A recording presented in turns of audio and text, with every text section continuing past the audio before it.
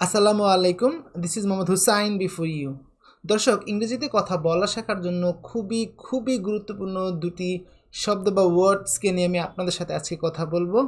Trust me, if we only can understand this two words very well and if we can use them in our speaking perfectly and smartly, ইংরেজিতে কথা বলা শেখার জন্য the foundation that you need to have তার 50 to 60% আমাদের দখলে চলে আসবে ইনশাল্লাহ, বাই লার্নিং অনলি 2 ইংলিশ ওয়ার্ডস।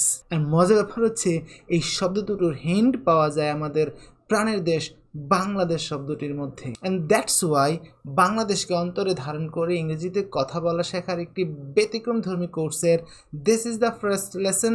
আশা করি আপনাদের খুবই ভালো লাগবে। Stay tune. খেয়াল করুন, বাংলাদেশ শব্দটি দুটি অংশে বিভক্ত, বাংলা এবং দেশ। এবার বাংলা অংশটি খেয়াল করুন, বাংলা অংশটির প্রথম লেটার হচ্ছে বি, আর এই বি দিয়ে তৈরি হয়েছে ইংরেজির খুবই গুরুত্বপূর্ণ word বিইবি।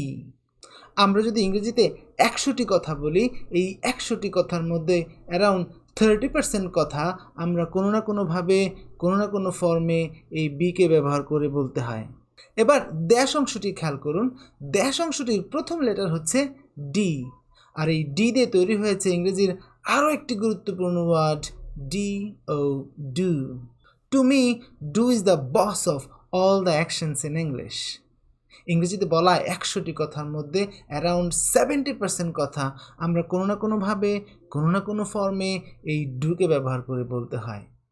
And that's why at the very beginning stage of learning spoken English, এই শব্দ দুটোকে খুব ভালোভাবে বুঝতে পারা এবং বুঝে ব্যবহার করতে পারা খুবই জরুরি। ইন্টারেস্টিংলি, এই বি অ্যান্ড ডু এর মধ্যে রয়েছে চমৎকার একটি সম্পর্ক বা রিলেশনশিপ। আমাদের বাম হাতের সাথে আমাদের ডান হাতের যে ধরনের সম্পর্ক, এই বিয়ের সাথে ডুয়েরও ঠিক একই ধরনের সম্পর্ক। একজন হাজবেন্ডের সাথে একজন ওয়াইফের যে ধরনের সম্পর্ক, এই বিয়ের সাথে ডুয়েরও কিছুটা একই ধরনের সম্পর্ক বিদ্যমান। কিভাবে?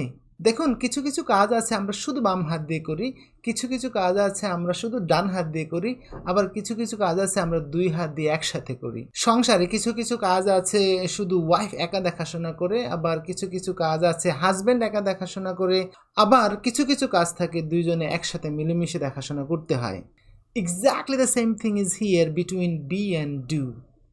ইংরেজিতে কথা বলার সময় কিছু বিষয়ে আমরা শুধুই বিকে ব্যবহার করব এবং কিছু বিষয়ে আমরা শুধুই ডুকে ব্যবহার করব, এবং কিছু বিষয়ে এই বি অ্যান্ড ডুকে একসাথে মিলিয়ে ব্যবহার করব। তাই আজকে আমি আপনাদের বাম হাতে বিকে এবং ডান হাতে ডুকে উঠিয়ে দিব, যত্ন করে রাখবেন। ভুলে গেলে কোনো সমস্যা নাই, শুধু মনে রাখবেন বাম বি ডান ডি, বি ডি বাংলাদেশ।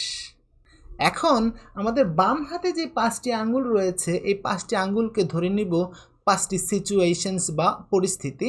আমাদের ডান হাতে যে 5টি আঙ্গুল রয়েছে, এই 5টি আঙ্গুলকে ধরে নিব 5টি সিচুয়েশনস বা পরিস্থিতি। আমরা পরবর্তী লেসন্সগুলোতে শিখব এই 5টি সিচুয়েশনসে আমরা বিকে কিভাবে ব্যবহার করব, এই 5টি সিচুয়েশনসে আমরা ডুকে কিভাবে ব্যবহার করব, এবং কোন সিচুয়েশনসে এই বি অ্যান্ড ডুকে একসাথে মিলিয়ে ব্যবহার করব। That's it. আমরা যদি এতটুকু বুঝে যাই, we will be master in spoken English. Trust me. Grammar বোঝা লাগবে না, সংজ্ঞা মুখস্থ করতে হবে না, স্ট্রাকচার মুখস্থ করতে হবে না, ইভেন বাংলা থেকে ইংরেজিতে অনুবাদ করেও ইংরেজিতে কথা বলতে হবে না। আমরা সরাসরি সিচুয়েশন বা পরিস্থিতি অন্তর দিয়ে অনুধাবন করে ইংরেজিতে কথা বলতে পারবো ইনশাআল্লাহ। That's why this course is called situational spoken English. গ্রামারের জটিলতায় না গিয়ে সরাসরি সিচুয়েশন বা পরিস্থিতি অনুধাবন করে ইংরেজিতে কথা বলা শেখার একটি ব্যতিক্রমধর্মী কোর্স। এই কোর্সের লেসনগুলোকে ধারাবাহিকভাবে পেতে আমাদের ইউটিউব চ্যানেলটিকে সাবস্ক্রাইব করুন, আমাদের ফেসবুক পেজটিকে লাইক এবং ফলো করে সাথে থাকুন। আর আমাদের এই ভিডিওটি যদি আপনার ভালো লেগে থাকে তাহলে আপনার বন্ধুবান্ধবের সাথে শেয়ার করুন। আশা করি পরবর্তী লেসন নিয়ে আপনাদের সাথে খুব শীঘ্রই আবার দেখা হবে। Until then, you take care.